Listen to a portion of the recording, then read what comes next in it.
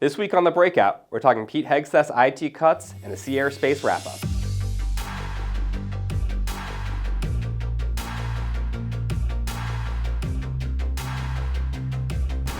I'm Aaron Mehta. I'm Carley Welch. Welcome to The Breakout. Carley, we've asked you here today to talk about a memo from Secretary of Defense Pete Hegseth that came out last week. Well, you know what? I'll just let you explain it since you're our IT specialist here. Yes, thank you, Aaron. So late Thursday evening, Defense Secretary Pete Hegseth released a memo terminating 4 big IT consulting contracts. Those affected were some big firms we've all heard of: Deloitte, Accenture, Booz Allen, cutting, $4.2 billion with a B in IT consulting. And then the memo also kind of included at the end a little sneak in there, DEI, COVID-19 related non-essential activities. And that's amounting at $5.1 billion. Total $5.1 billion. Yes, total. Not million, that's with a B. $5.1 billion in DoD contracts. This is a really big chunk of money. Kind of video release that Hegseth put out on X Thursday night. He said this is $6 billion, and this is 5.1 of that. So it's a big chunk. Yeah, so that's a serious amount of money there. Yes. One of the things that caught my attention, in addition to the actual, cuts, and we don't know exactly what shape these cuts are, there's still details we're working out, is the fact that at the bottom, there's kind of the second half of the memo, which said, by the way, I want you to have a couple of do-outs. One of those was essentially saying, let's bring all this stuff that we're doing, this consulting stuff, in-house. The question is how that's actually going to work.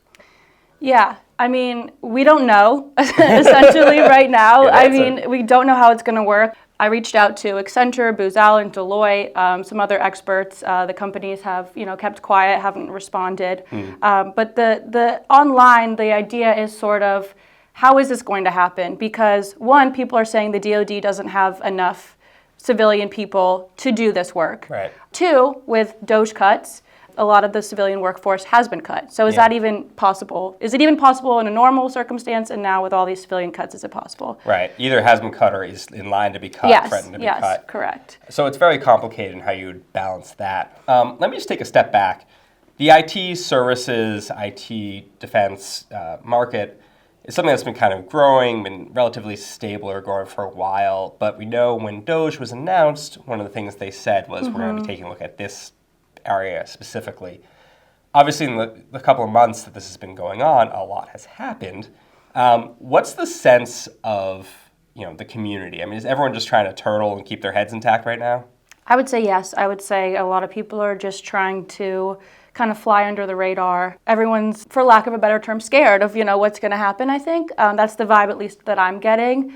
I think it's interesting. A lot of these IT aspects that are being cut are, not necessarily like software development or things of that nature, but more like IT help desk. I mean, that was brought up in the memo was, enterprise services, IT help desk, things that the department is saying they can do in-house. Yeah. For one of the contracts that was canceled, it was a DARPA contract that they said that DISA had the capabilities to do. Okay. So it's kind of a mix of things. Again, like we're not totally sure yet, but as time goes on. As time goes on. All right. Obviously, Carley will be staying on top of this story going forward.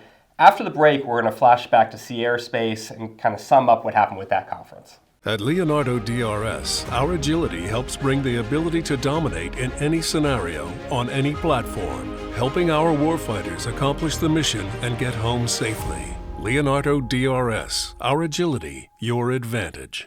At the end of last week's Sea Aerospace conference, I sat down with Justin Katz, our naval reporter, to have a discussion about what we learned from the show. Here's a clip. Let's talk more broadly about the show itself.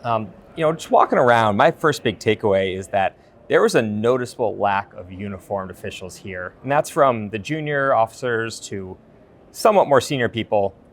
Usually at these shows, people are just walking around. You're kind of seeing them gaggles, going to events, going to speeches. That just was largely absent. I mean, yesterday I walked from the front door up to the media room, which is the back of the hotel, and I saw literally 3 people in uniform the whole stretch. It's very unusual for this kind of conference here. And so that really struck me.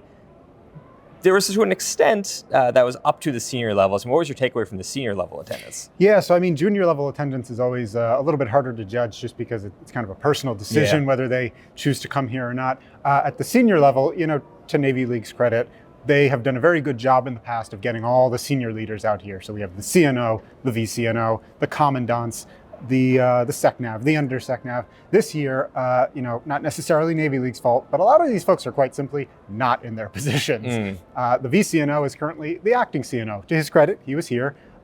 You know, Commandant General Eric Smith, he was here. He gave his speech. You know, we had SecNav here for the Wednesday morning breakfast.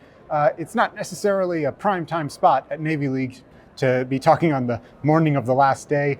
So that's a little bit off kilter. And then obviously, you know, we don't have a permanent Coast Guard Commandant. We don't have a permanent Undersecretary of the Navy.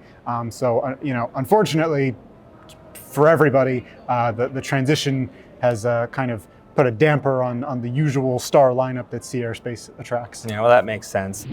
That's it for this week. Make sure to like and subscribe so that you get the breakout delivered directly to you each week. Thanks for watching. I'm Aaron Mehta.